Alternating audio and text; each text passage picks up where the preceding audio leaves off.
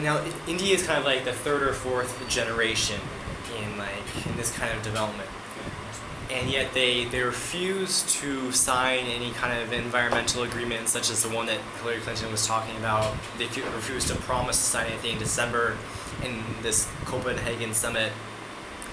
Do you think that despite all these refusals to kind of put to paper any kind of promise, do you think that India has actually learned anything from the mistakes of the developments of cities like New York and Shanghai? Unfortunately, no. Because you see, if Delhi wants to become a world-class city, it must become a world-class city as Delhi. It has got all the elements of being a world-class city in its own right. It doesn't have to become Shanghai, or it doesn't have to become London, Paris, or New York, whatever. Those are, you see, a city has to develop in its own context. It has to develop in its own climatic scenario. It has to develop in its own, with its own heritage. And the kind of heritage that Delhi has, none of these cities have. So why can't Delhi think original? Why can't Delhi plan for itself on its own? Why it has to go to Shanghai or New York to learn? It is fine. We have nothing against Shanghai or New York, the way they have developed. Although I am sure even there they are having second thoughts on what they have done their floodplains. You know what happened in 2005 in Yorkshire and what happened last year in parts of Europe. So even there they are having second thoughts and they are removing the pavements. And here we are actually aping them without learning from their sad experiences. So if Delhi wants to become a world class, it has all the reasons to become a world class. But being Delhi, not being any other city, that's what is important. And just kind of a theoretical question, why do you think that India is kind of refusing to learn from the past mistakes of others? Yes, is because there's not the internal India infrastructure? because at this juncture, unfortunately, the planners in India do not have a mind of their own. They are aping because of their experiences of World Bank, their experiences of Western world. They are actually still stuck with the Western model of development. They don't understand that the Western model of development has already poisoned this country's land, poisoned this country's water bodies, has poisoned this country's rivers. That model is not the model to ape. India must develop its own model of development.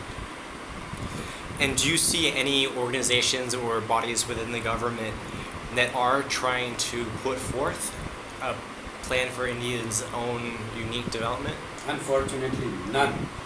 No The one is. Planning Commission of India has no original mind of its own. And that is where the entire planning of the country is done. That's the most unfortunate part. And whatever so-called independent think tanks are there, they are all dependent on the government. So they all speak the language of the state. And all the checks and balances that were created, they have all been systematically demolished. It is only the CAG, the Comptroller and Auditor General of India, which actually says things left and right, saying that this is wrong and this is wrong investment and things like that. But it's a very, very wrong model of development that this country has chosen at this point of time. It's extremely unfortunate.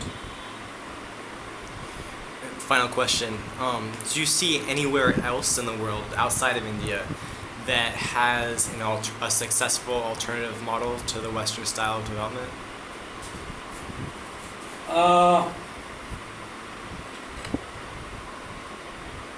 See, there was a time when Southeast Asia was trying to find its own feet. But unfortunately, even there, it's again the Western model that they have, even China for that matter.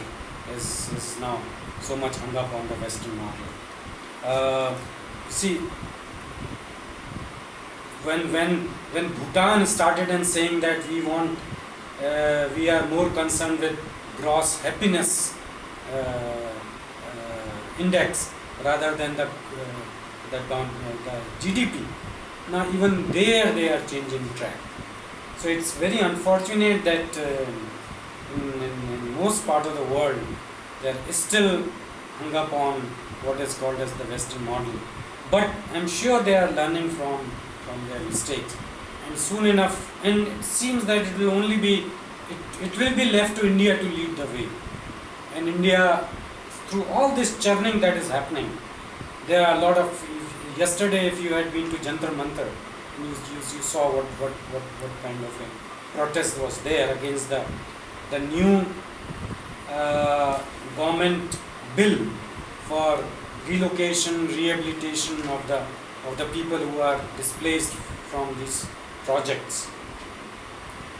So there is a lot of thought which is happening. I'm sure a lot of change will actually start from the West. Because in the West there are institutions, in the West there are individuals who have started to question their form of development. That model of development in the West, there are a lot of people who have actually, and I think this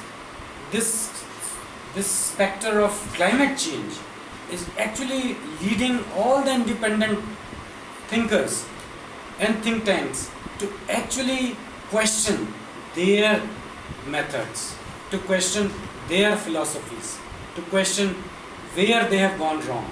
And now everybody is coming back to what? They are coming back to safeguarding their water bodies. They are coming back to organic agriculture. They are coming back to CDM. They are coming back to practices, manufacturing practices, where the carbon impact is the least. So again, that thrust will come from the West. But I'm sure a lot will happen in India, and it is from India that that realization or the alternative, so-called the right path to true development will actually start. Great.